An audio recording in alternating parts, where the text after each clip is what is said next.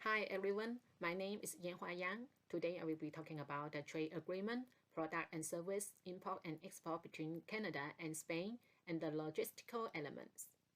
The trade agreement CETA was entered on September 21, 2017. It is a bilateral agreement between Canada and EU. It sets new standards for trades in goods and services, non-tariff barriers, investment, government procurement, and other areas like labor and the environment.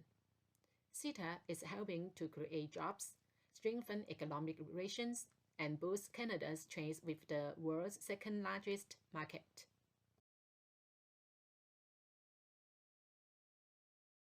CETA benefits small enterprises in Canada and the EU. It creates favorable conditions for small enterprises by removing tariffs on 98% of current Canadian export to the EU. It makes trade more predictable, transparent, and accessible by offering a single set of high-standard rules for trade across the EU. It addresses key challenges and barriers to doing business in the global market, such as technical barriers to trade. It increased market access for Canada's service industry. It also simplified procedures for clearing goods through customs. For example, increasing transparency and making information available online for small enterprises. From these two graphs, we can know in 2020, 1,187 numbers of small enterprises export goods to Spain, while large enterprises were only 128. It took over almost half of the total value of the exportation to Spain. In August 2021, the top export of Spain to Canada was spark ignition engine, while petroleum coke, gas turbine, and refined petroleum. The top import of Spain from Canada were crude petroleum, iron ore, copper ore, packaged medicament, and crustacean. Comparing the trade in goods between Canada and Spain from 2016 to 2020, from the graph you can see the import of goods from Spain increased year after year except 2020. It increased about 136% from $2,131 million to $2,906 million in 2020, while the export decreased about 25% from $1,893 million to $1,428 million. The trade deficit also has greatly increased from 2016 to 2019, but dropped in 2020. For the trade in service between Canada and Spain from 2016 to 2020, the import of service and trade deficits also increased year by year except 2020.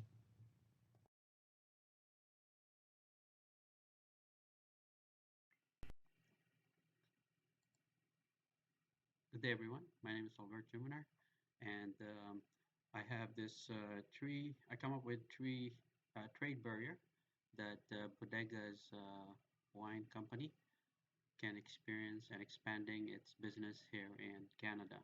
Number one is non-tariff barriers. Number two, too many regulations to meet. Number three, laboratory testing requirements.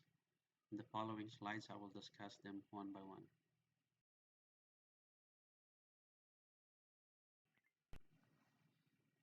Non-tariff barriers, such as government monopolistic process, import licensing, and place of entry into the country tariff rules. Canada all deal with monopolies and limit the importing of wine. Canada has strict licensing requirements and are difficult to get into with goods. So it is difficult to export here because of these regulations.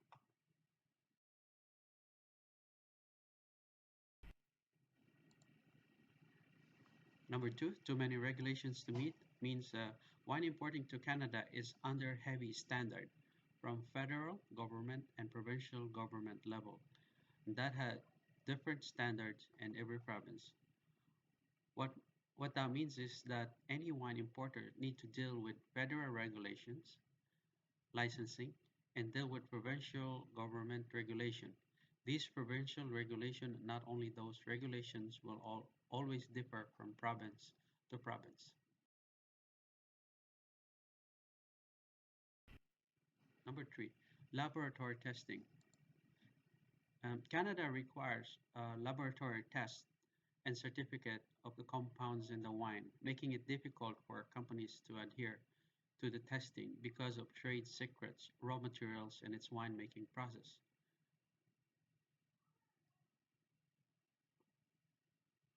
Here we can see that LCBO requires wine importers to be certified and go through lab testing that comes to Ontario. This is just Ontario alone.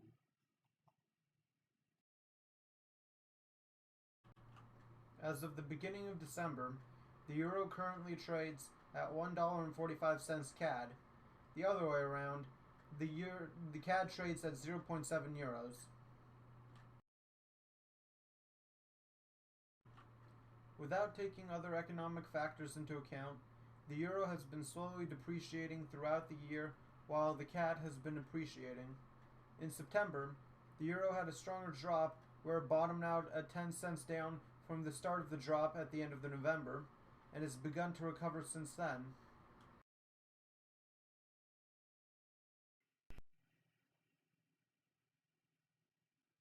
Market share and placement of bodega wine companies, its competition, monopolistic competition, oligopoly, and monopoly. Um, to be wine importer in Canada, bodega wine importer needs to deal with federal government to obtain wine importer license. Then, when importer needs, then it also needs to deal with provincial government to sell its wine in every province. For example, Ontario alone, wine importer need also to deal with provincial governments such as LCBO. It's a Liquor Control Board of Ontario. The LCBO is a provincial government enterprise that is reporting to the Minister of Finance. This is where beer, wine, and liquor are sold in Ontario. The wine importers' regulations vary from province to province. LCBO said on its website that it is a hub of regulatory standard for all alcoholic beverages. Other people may view LCBO business practice as a monopolistic practice. Okay, the following slides will show you the difference regulation between province to province.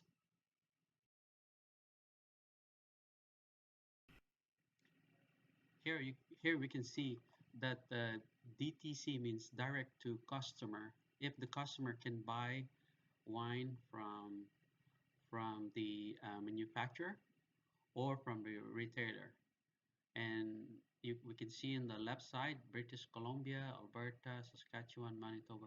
So those are the provinces, and you see it is not the same as other provinces. Like in Ontario alone, if you are a customer, you cannot buy wine or spirit to any retailer. It says no and no. You can only go to LCBO, right? So those things as an importer, you need to know and take that into your business plan.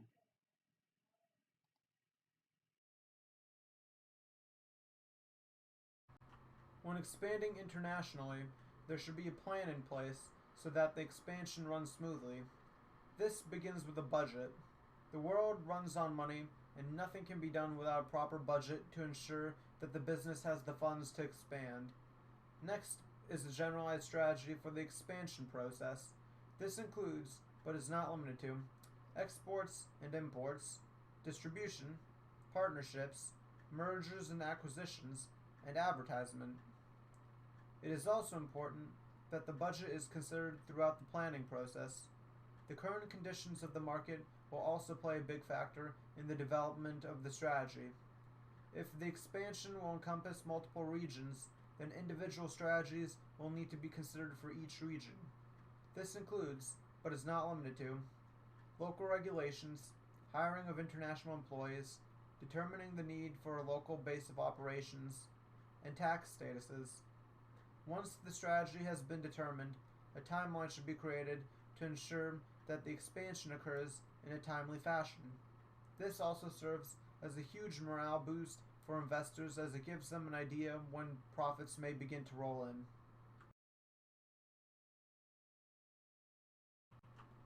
There are 4 types of buyer behaviors. Complex buyer behavior is when there is high risk, so the buyer will be paying an extreme attention to details. Dissonance-reducing buyer behavior is where the buyer is more concerned about convenience and their budget rather than the brand. Habitual buyer behavior is where the buyer sees no difference between the brands and is purchasing these goods over a long period of time. And variety-seeking buying behavior is where the buyer changes the brand and they are purchasing from out of curiosity or desire for variety. Customers buying Bodegas Perol wine will likely do so out of curiosity, as it will be a relatively new brand for them that they had not seen previously, or if it's more convenient and cost-effective to buy Bodegas Perol wine over the other options that's available to them.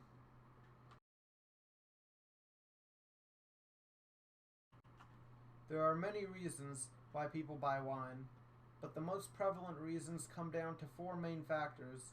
People will usually buy wine because they enjoy the taste of it, when they are going to a gathering such as a party, because they're buying alcohol to deal with stress, which is very common these days, and experimentation from first-time buyers or buyers looking for a new taste. The amount that buyers are willing to spend on the wine will depend on how they perceive it. If it is advertised as a high-quality wine, then buyers will be more inclined to pay higher prices for it.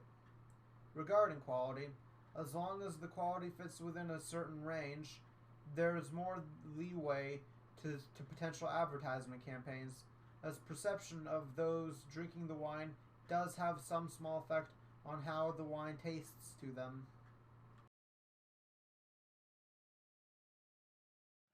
Goods can be shipped by air, water, trade, or truck between countries.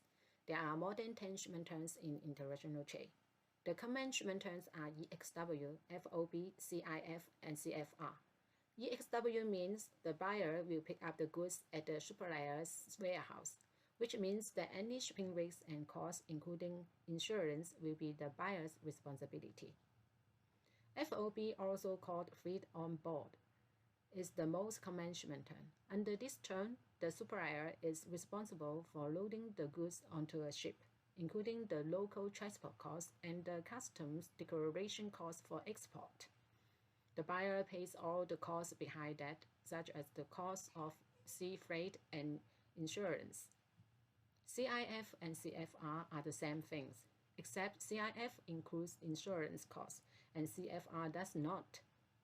Under CIF and CFR terms, the supplier pays all costs to get the shipment to the agreed port in the destination country.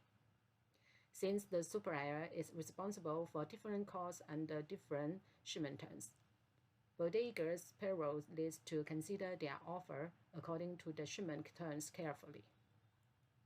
To prepare the custom declaration at Toronto, bodegas payroll needs to provide the bill of lading, invoice, packing list, and certificate of origin. The certificate of origin is necessary because it enables the importer to claim preferential tariff treatment under CETA.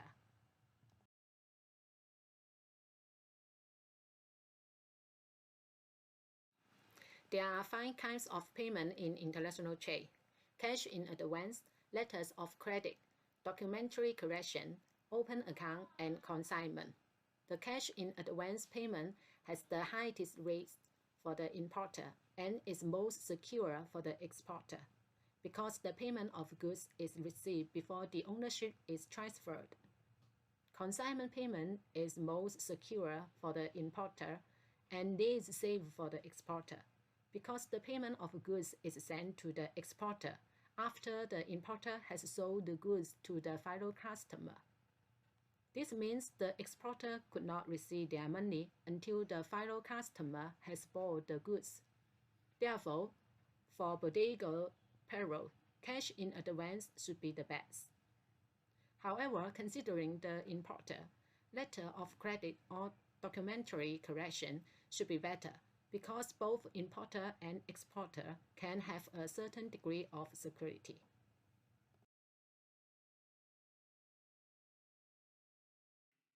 So here are the reasons why bodegas wine importer uh, consider expanding or expanding their business and importing wine in Canada. Um, if I look at the map here, uh, it, Canada is just close to Spain, just across the Atlantic.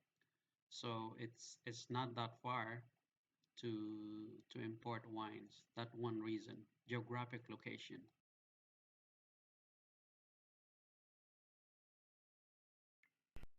Geographic location is one reason because the closer you are to where you import the wine, the more you save money in transportation.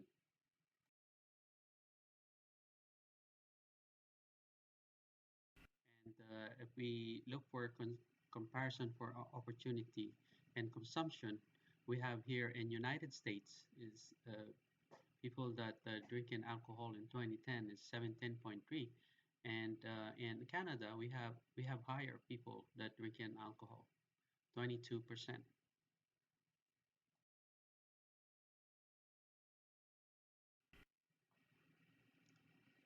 Here we have the wine consumption in 2014. We are at 2 liters. We're including United States, Canada, and Russia is at 2 liters per person.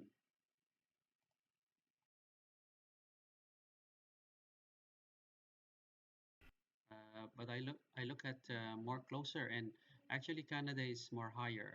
In Canada is 1.6 liters, and Canada is still consuming more alcohol, 2 liters per person average in 2014.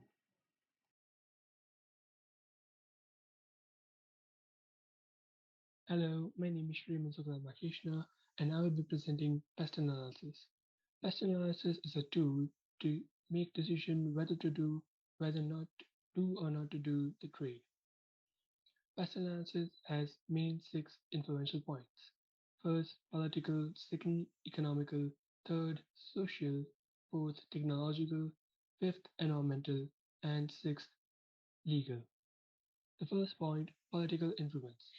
As Canada is a politically stable country, it is very beneficial to do a trade as the rules and the policies don't change that often.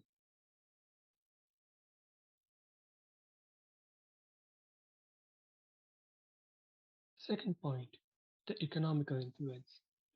In terms of economical influence, both Canada and Spain have been very stable countries in the realm of economic stability.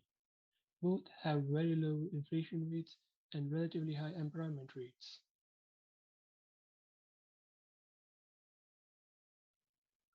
Third is the social influence.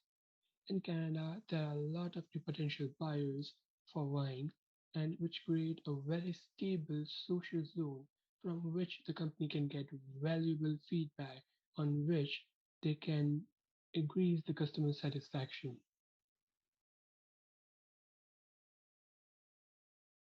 The fourth point, technological influence.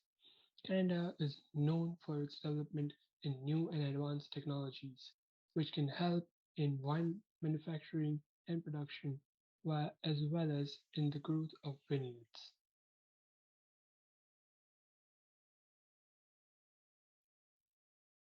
The fifth point is environmental influence. With the help of advanced technologies, we can make the whole agricultural production of grapes from which are used to make wine very efficiently and reduce a lot of environmental hazards at the starting of the point. Not only there, with the help of advanced technologies, we can reduce the environmental hazards in creation of wines.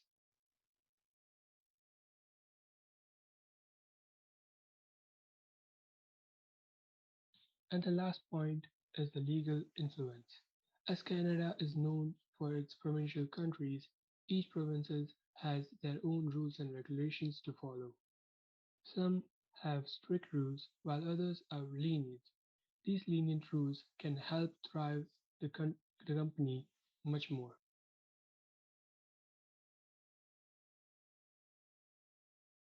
Now we are going to present Sustainable Development Goal number 8, which is decent work and economic growth.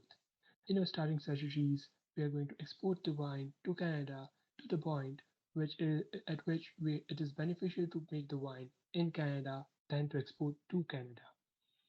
In this model, in the first phase, the exportation will help the Spanish economy to grow. After which, when at the point to which we start manufacturing wine in Canada, they will start exporting the wine to North and South American countries, which will now create new jobs in Canada and help grow the economy.